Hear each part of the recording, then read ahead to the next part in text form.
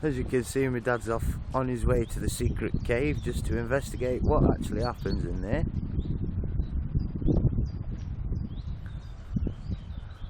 Although I don't think he's ever been on a rowing boat before.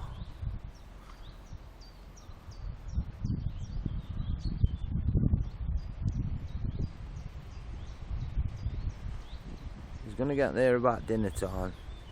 It's now 8 AM. Oh no, maybe 11 o'clock then.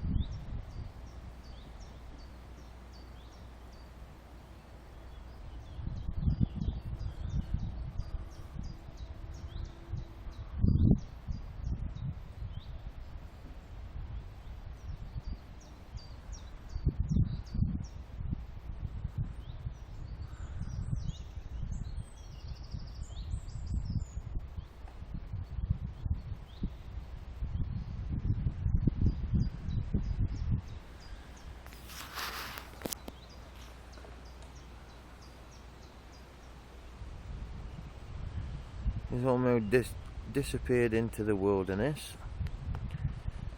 The actual reason for this vacation is looking for a boat that disappeared into the back cave due to a power failure. I'm not sure if he's retrieved it or not, but